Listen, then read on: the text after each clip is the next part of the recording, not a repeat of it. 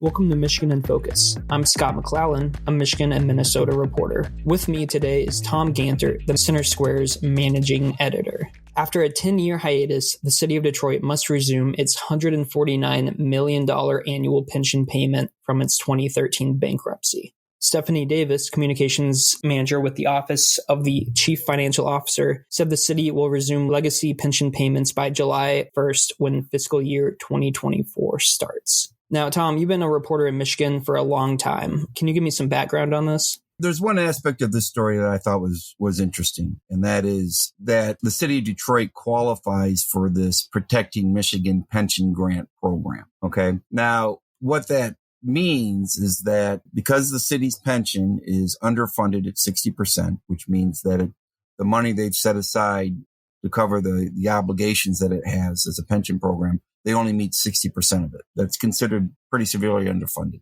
So the state of Michigan has set up this Protecting Michigan Pension Grant Program.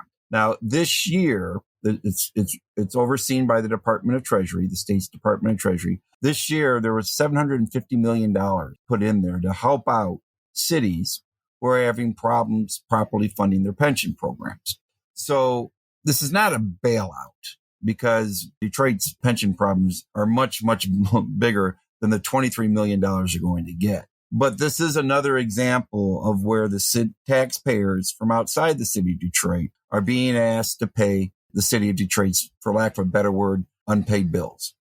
Because right now the pension program is a very big unpaid bill, and they do qualify. And so the state of Michigan is going to send them $23 million to help them out in terms of covering the cost of their pension program. Now, the city didn't necessarily ask for this. It's a program out there that they're taking advantage of. But it is, taxpayers helping out the city of Detroit again after the bankruptcy and, the Detroit Public Schools bailout of, $700 million plus, all within the last 10 years. And these two pension systems, despite being closed, they still support a good number of people. The general retirement system, too, supports 15,401 people, and the police and fire retirement system still supports 9,987 people as of June of 2022. The only about $73 million of pension payments will come from Detroit's city budget, because Detroit saved about $473 million in funds reserved for future pension payments. And for context, Detroit has a $1.3 billion 2024 general fund budget. Listeners can keep up with this story and more at thecentersquare.com. I'm Scott McClellan. Please subscribe, and thanks for listening.